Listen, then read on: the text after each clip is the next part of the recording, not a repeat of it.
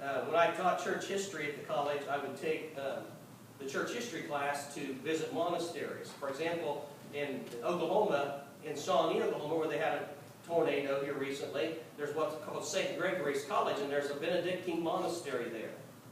And I would take my students to visit the monks and visit there and see what it was like to live in a monastic lifestyle. And when I was in Mississippi, there was a Carmelite monastery in Jackson, Mississippi, which was his nuns. And I remember the first time I took my class to visit, and they had a prayer chapel there, and the Mother Superior was talking to me, and she said, yeah, we have a lot of people, not just Catholics, that will come and use our prayer chapel. She says, we have a Baptist man that comes here about every lunch hour. He goes to the First Baptist Church. Well, First Baptist Church is the biggest church in town.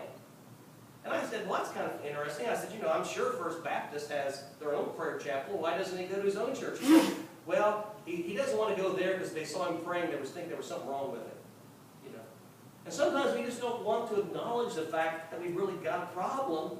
We'd rather be lost and do something stupid than admit to anybody else we've got a problem and get help. Now, they say confession's good for the soul. I'm going to make a point of confession. I was raised in a small town, not as small as Caney, I guess it's all relative. The town's about 12,000, Washington Courthouse. It's a pretty hicky community, my family would admit. And, you know, and I've been to like Columbus, Ohio, and in places like that. But when I graduated from college, high school, I went to Cleveland, Ohio to go to college. I never lived in a big city. I'd never been much in a big city. And it was pretty intimidating, you know. So my parents drive me up and drop me off at college. Well, I stayed there for a month or so, and I was going to go home for the weekend. Well, I had to take a bus. You know, I didn't have a car. Well, I didn't know how to get to the bus station, okay? And I didn't know, I'd never ridden like a city bus. I didn't know how it worked. I didn't know, I was intimidated. And again, the local yokel from Washington Courthouse, Ohio, I was too embarrassed to ask somebody, well, how do you take a bus? How do you find the right bus? And so I asked somebody, I said, where is the bus station? Where's the Greyhound bus station? They said, well, it's just straight down Euclid Avenue. Now, Euclid Avenue ran into the main dragway of Collingwood. He said, you just get on Euclid Avenue. It's straight down that street. I said, oh, no problem. I won't have to embarrass myself. I'll just walk to it, okay, in Cleveland, Ohio. Now, the problem was where Euclid Avenue ran into my college was like 113th Street, okay? It turned out the bus station was on 13th Street. 100 blocks away, okay? So I set off one day, several hours early with my backpack, and walked 100 blocks through downtown Cleveland, probably taking my life into my hands. Luckily, it wasn't at night, because I was too embarrassed to admit that I was lost. I was too embarrassed I was directionless. I was too embarrassed to admit that I had a problem, that somebody could very easily help me. Luckily, somebody didn't bug me and kill me, you know, walking through parts of the towns I was walking through. But sometimes we get ourselves in a situation like that. The answer's simple. Direction is there. We're just too proud or too ashamed to admit we're lost. We need direction and we need help. Now, there's a second way I use the term lost, and again, this kind of ties in, and that is losing your sense of direction. You know, you see this in the stories of Jesus too, particularly the one about the sheep. The shepherd had to go out of the fold, leave the 99, and go find the one lost sheep. Now, I've heard this. I've seen sheep. I've been around. When I grew up on the farm somewhat with my family, we didn't have sheep. My grandpa had hogs and cattle, so I don't know a whole lot about sheep. But what they say is sheep are about the dumbest animals in the world. You know, they don't have a sense of direction. They can hardly take care of themselves. That's why they need to have a shepherd. Now, almost alarming, I think, experiences in life is to lose our sense of direction. Again, now I'm not talking about in the car on the back road. I'm talking about losing a sense of direction in life.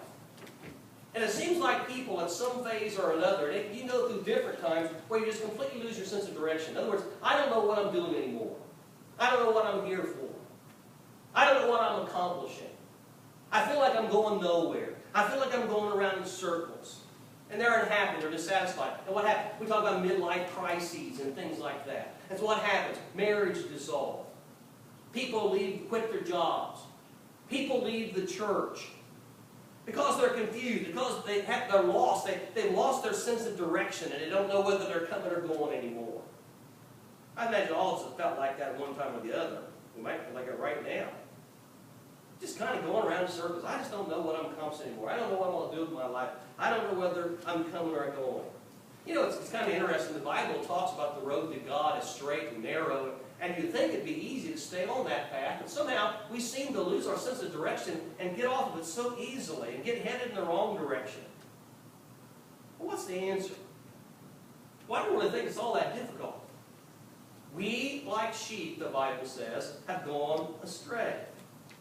If we want to get to heaven one day, if we want to be with God someday, then we can't blaze the trail. We can't light our own path. We need a guide. We need a shepherd to lead us and keep us on the right path.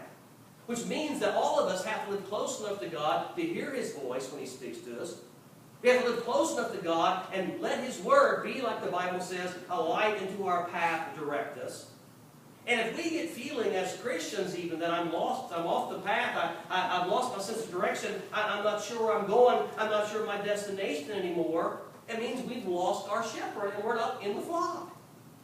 Because He wants to lead us and guide us to the right place.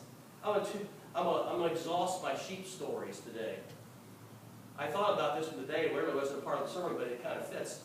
But, you heard about sheep and shepherds, and the Bible's full of all kind of pictures and analogies of the shepherd taking care of the flock and laying down his life for the flock. And I heard a story one time of a lady that her pastor had told her, preaching about the Good Shepherd, the 23rd Psalm and all that kind of stuff, about how you can't drive sheep, you have to lead sheep. And actually the word for pastor in the Greek language is the same word for shepherd.